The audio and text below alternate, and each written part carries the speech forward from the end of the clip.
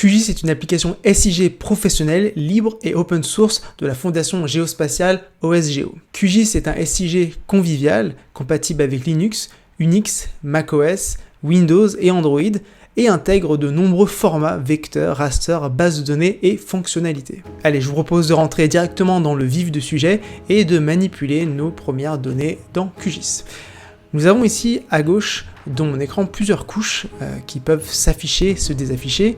Là, nous avons un fond Google Satellite qui est affiché actuellement, ainsi que des monuments, des parcelles et des bâtiments. Vous allez pouvoir passer d'une couche à l'autre pour l'afficher et la désafficher. Vous pouvez également consulter les données attributaires de cette couche en ouvrant tout simplement la table d'attributs et vous rendre compte qu'il y a tout un tas d'informations qui peuvent apparaître sur votre couche.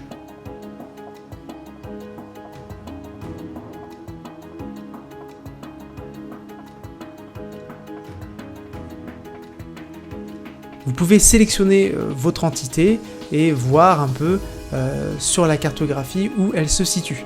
Donc une possibilité, soit par les informations attributaires de visualiser votre donnée, ou alors depuis la carte, sélectionner votre entité et visualiser quelles sont les données attributaires associées.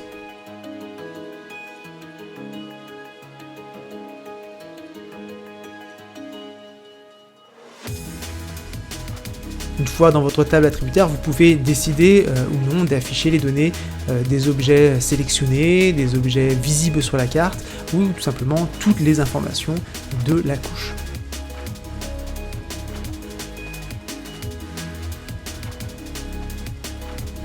On voit ici un champ nature avec tout un tas d'informations du type alignement, menhir.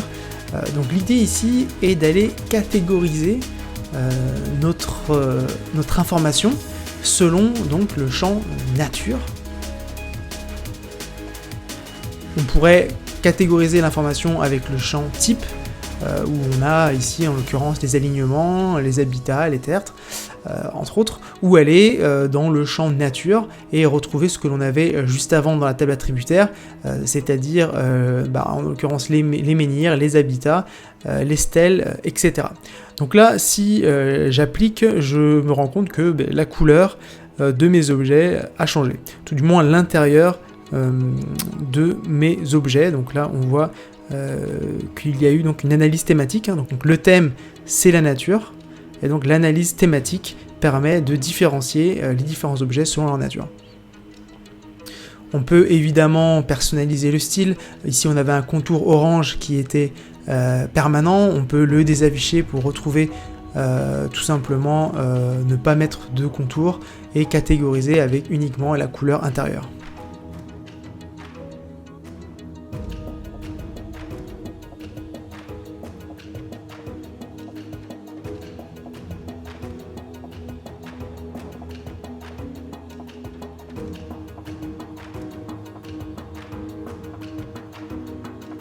Une fois l'analyse thématique faite, on se rend compte qu'il est difficile de pouvoir observer l'information, alors on va rajouter une étiquette qui va rendre ici l'information encore plus claire avec, en plus d'avoir un code couleur, on a également l'information texte qui est tout simplement affichée sur les différentes entités.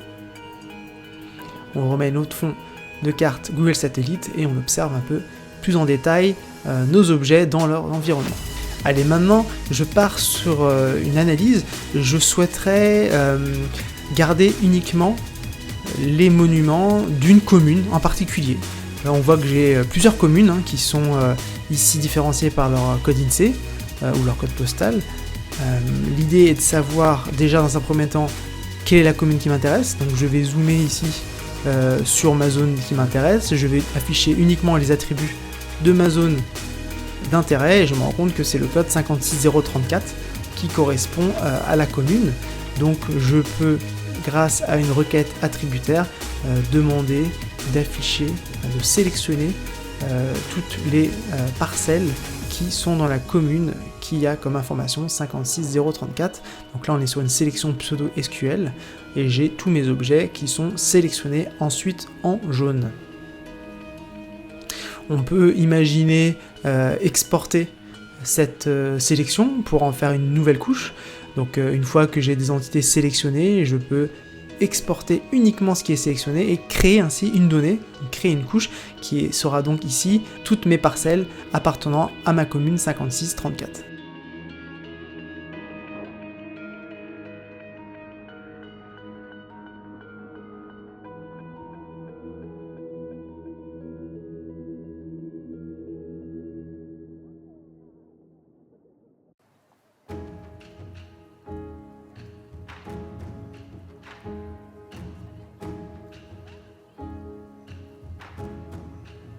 Voilà, une fois cette couche créée, je peux aller plus loin dans l'analyse. Alors déjà, je vais désafficher les parcelles des autres communes puisqu'elles ne m'intéressent pas.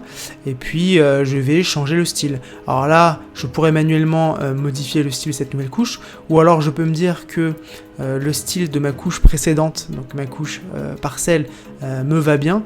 Donc je vais aller faire un clic droit sur mes parcelles, copier le style et ensuite aller le coller sur les nouvelles parcelles.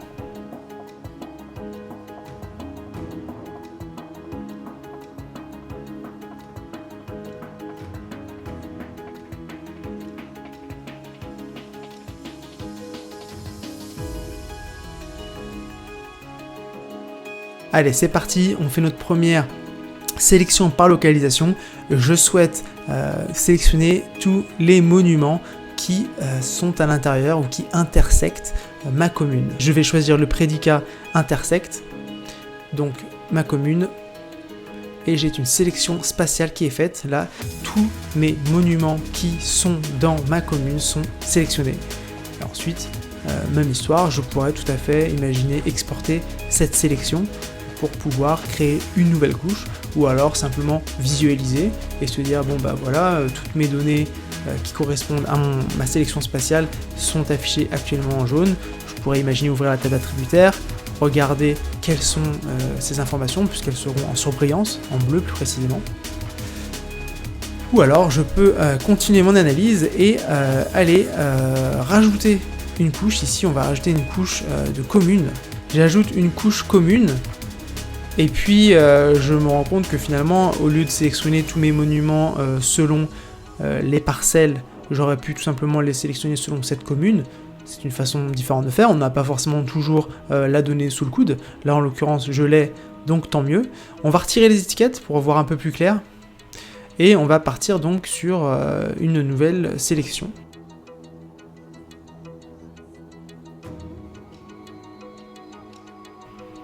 Cette fois-ci, on va rajouter une petite problématique.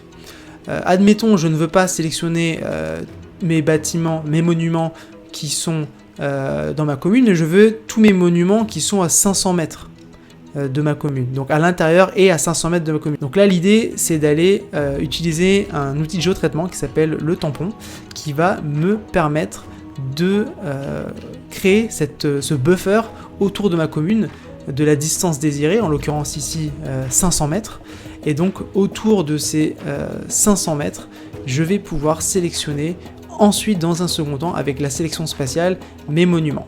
Donc première étape, je me mets sur ma couche commune, je sélectionne la commune qui va bien, et puis je vais ensuite dans le menu vecteur, outil de géotraitement, et donc le tampon, je paramètre comme il faut la bonne couche, le fait qu'on veut faire un tampon de 500 mètres uniquement sur l'entité sélectionnée, j'exécute et en quelques secondes, le tampon est fait.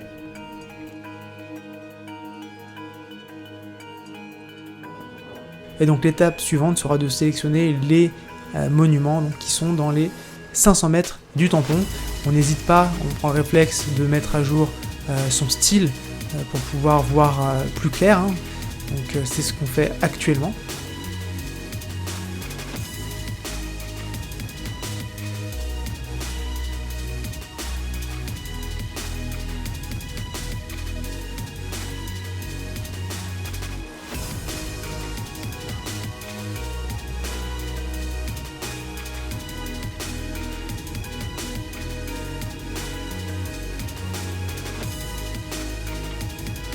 Voilà, la sélection spatiale est faite et j'ai tous mes monuments qui sont à 500 mètres et à l'intérieur de ma commune qui sont sélectionnés.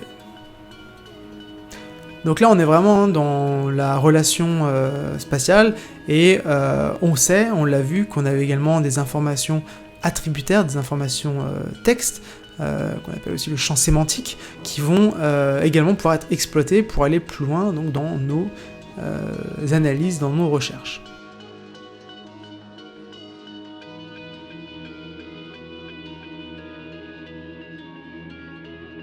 Maintenant, une petite nuance, où cette fois-ci, on va garder uniquement les bâtiments qui sont à l'intérieur.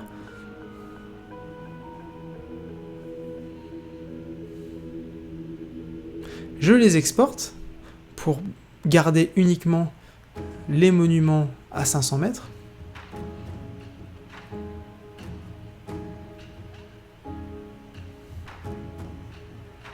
Cela crée donc une nouvelle couche, une nouvelle information, une nouvelle donnée. Voilà, on isole notre donnée pour mieux la visualiser. Alors au niveau des attributs, si on regarde, on a tout un tas d'informations et on n'a pas, par exemple, l'information superficie. On ne connaît pas la superficie de nos monuments, donc on peut tout simplement créer. QGIS permet de créer, de calculer des données, des informations, permet de calculer des informations. Donc là, on va créer un champ surface. Et on va rentrer la formule qu'il convient de rentrer pour calculer la superficie, le $area, qui va ici nous donner une réponse en mètres carrés, puisque de base notre projet est paramétré en mètres carrés.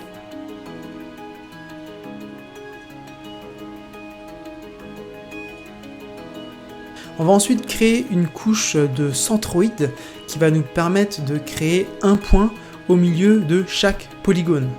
Et une fois que cette couche de centroïde est créée, on va pouvoir venir calculer les coordonnées XY de chaque point. Donc pour cela, on retourne dans la table. Donc pour cela, on retourne dans la calculatrice de champ et on va créer ou mettre à jour notre champ coordonnées avec la formule qui permet de créer des coordonnées XY, donc $X, $Y. Ici, on va aller un peu plus loin, on va utiliser la concaténation qui va permettre de concaténer les deux XY dans un même champ. Et donc, une fois qu'on rentre la formule, eh bien, on a tout simplement nos informations qui apparaissent. Donc là, on peut bien sûr modifier la mise en forme de cette table attributaire pour pouvoir visualiser les données de façon plus confortable.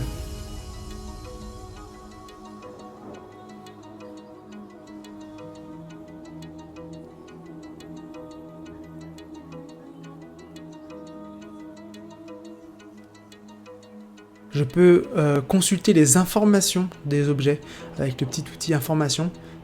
C'est assez pratique, cela évite d'ouvrir la table attributaire, on a directement l'information. Ensuite, je vais vouloir mettre en page ce que j'ai créé. Alors je pourrais utiliser un modèle qui existe déjà. Là, on voit que j'ai un modèle de mise en page qui avait déjà été créé en amont avec une carte de localisation et une carte générale. Ou alors, on peut créer sa propre mise en page. On va créer sa propre mise en page. On va l'appeler tout simplement projet. Et donc ma mise en page, admettons, je vais partir sur un format non pas paysage mais plutôt portrait. Je vais rajouter ma carte avec l'outil ajouter une carte. Et puis j'aime bien rajouter une carte de localisation, donc je vais rajouter une seconde carte. Et cette seconde carte, je la mettrai à une échelle différente pour pouvoir qu'on se situe sur notre zone d'étude. Donc là, l'idée, une fois que l'on a notre carte de localisation, c'est d'aller créer des styles différents, afficher des informations différentes selon les cartes. Donc je vais verrouiller ma première carte pour que le style que j'applique à mon projet ne vienne pas impacter ma carte. Donc pour cela, je verrouille, je retourne sur mon projet, je désaffiche ou j'affiche les informations qui m'intéressent. Donc là, forcément, si j'affiche uniquement mes monuments, il n'y a pas grand-chose, hein. On s'y repart pas forcément. Donc là, l'exercice, c'est de savoir ce que je vais vouloir ajouter. Est-ce que je veux rajouter les contours de commune? Est-ce que je veux rajouter les parcelles ou les deux? des bâtiments, et donc là on va regarder un peu à quoi pourrait ressembler notre carte avec ces informations, et puis si ça nous convient, on va tout simplement venir valider ces couches ajoutées, et pourquoi pas donc partir sur cette mise en page.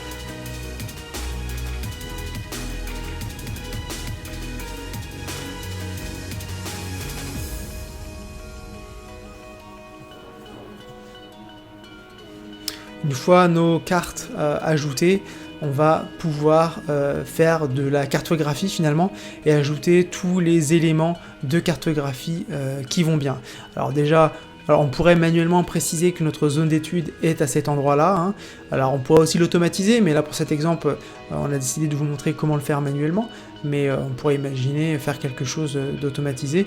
Donc là, pour aller vite, hein, c'est pas forcément ce qu'il y a de plus esthétique, mais l'idée est là, hein, de pouvoir rajouter donc une flèche de localisation. Et ensuite, on irait donc rajouter tous nos éléments de cartographie, en commençant par la légende qui évidemment se personnalise. On ne veut pas forcément afficher exhaustivement toutes les données qui existent au niveau du projet, mais on peut choisir ce que l'on veut faire apparaître ou non en légende.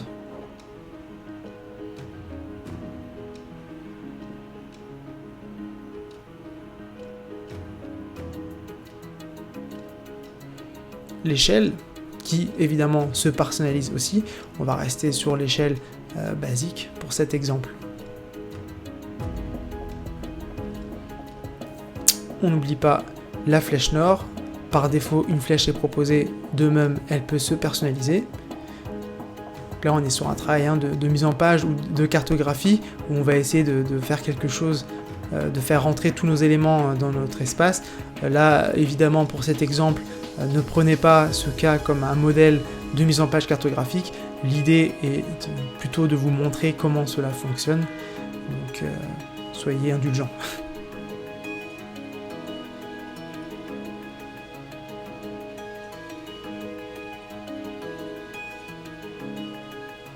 Et on peut également imaginer rajouter par exemple son logo de l'entreprise, hein, avec l'outil qui permet aussi de charger des images, ou alors faire appel à la bibliothèque déjà existante, la librairie de format d'image au format SVG que propose QGIS. Donc voilà, ça c'est une mise en page, vous pouvez l'enregistrer, elle sera ensuite liée au projet. Vous pouvez créer autant de mises en page que vous voulez pour le même projet. Vous pouvez évidemment les exporter en PDF, les imprimer.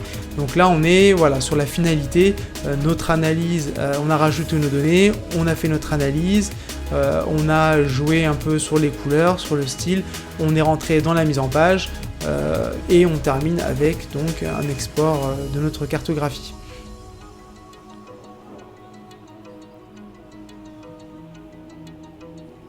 Et donc lorsque vous allez modifier le style dans le projet, cela va donc impacter le style dans la mise en page. Donc on est bien sur une mise en page dynamique qui se met à jour selon les évolutions, les modifications que vous allez faire dans votre projet. Si demain vous décidez de mettre à jour votre donnée dans le projet, il vous suffira de mettre à jour votre mise en page en actualisant tout simplement, et le travail sera déjà fait.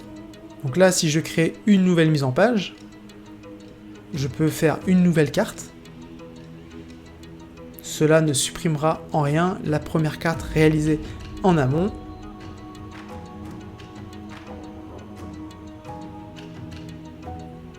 Voilà, elle est toujours présente, elle est toujours là, elle est derrière. Donc autant de mises en page que vous le souhaitez pour un même projet.